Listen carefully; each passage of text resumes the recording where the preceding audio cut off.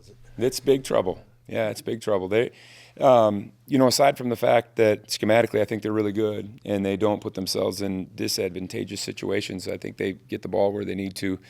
They got a guy that can do that, that's capable of doing that and seeing things. And then they're just really talented at all positions. I mean, there's no weaknesses, and I think they're good up front. I think their backs are tough and they run hard. I think the tight end is as elite of a receiving tight end as there is in the country. The receivers can really run and they catch the ball well. It's been a long week. The explosives that happened last week, what's going on with that? And that's a big issue with this team. It's frustrating, because you take a game where you played pretty well defensively and you mar it by having, by our standard, eight explosive plays. I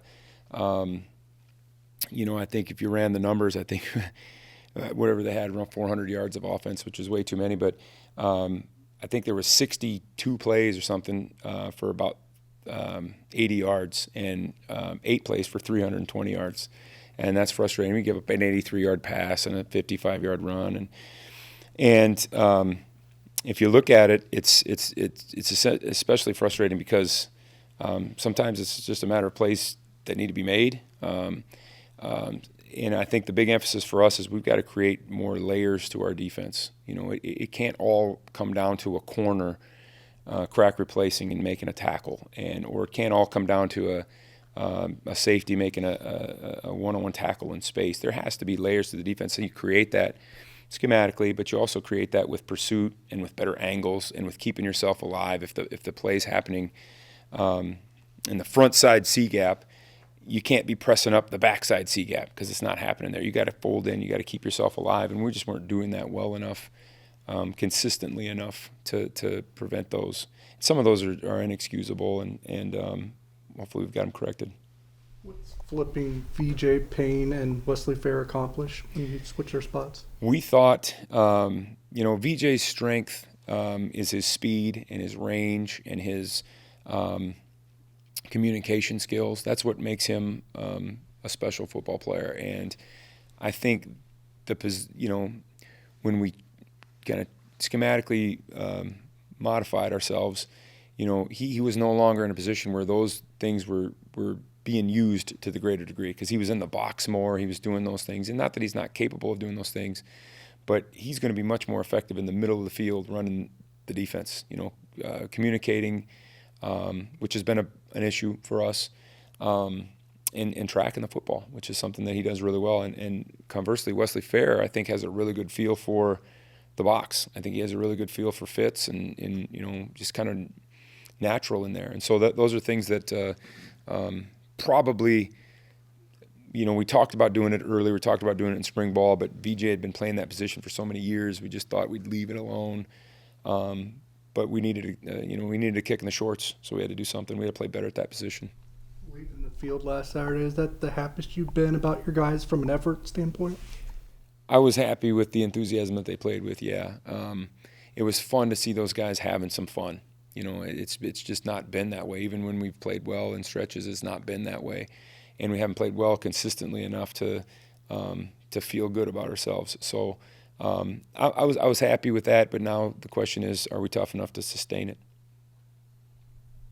When Wesley went for the interception, did you see what was about to happen? Well, all I saw was red. I didn't know. No, I thought, honestly, for a second, I thought he was going to make the play, but when we went back and looked at it, I mean, that's an inexcusable thing to happen. I mean, we were in a cover two, and I mean, nobody on earth throws a seam route into cover two, which is it's the dumbest thing you could do as a quarterback. And but part of the problem, I think, on that one was just the technique. We were a little tight, alignment-wise. As they started to continue to try to run the football, we kept getting closer and closer to the line of scrimmage, and all of a sudden he's standing at 7 yards when he needs to be at 11 yards, and inches matter in this game. Anything else? Their running back, for all the things they do right passing, he's a handful, isn't he? He's a load, and I think he has great vision. I think he sees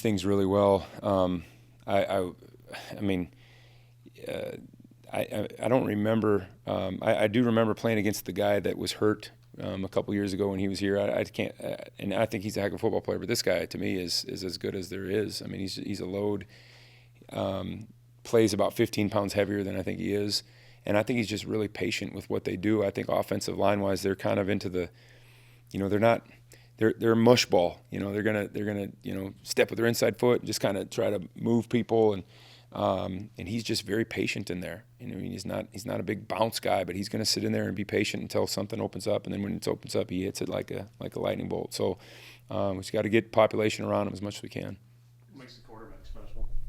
I think it's his command of the offense.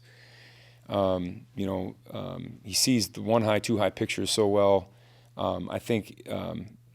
When you look at them, you're going to have all kinds of issues with the single receiver in one-on-ones. And sometimes it's not balls being caught, but he'll throw it over there and throw it on and draw pass interference penalties. So sometimes he just understands where the matchups are that he can win with, and he gets it to those matchups. So I think it's just his ability and understanding of what they do and where they want the football to go based on what the defense is showing them. That's what makes him really good. Is Malcolm Crowder one of your most improved players right now? He had a really good game, and it's fun to see him getting better. He had a good one early in the year, then he was injured again, and then he, now is coming back, and he's helping us a lot inside. And in a game like this, it's going to be 95 degrees, and who knows how many snaps we're going to have to.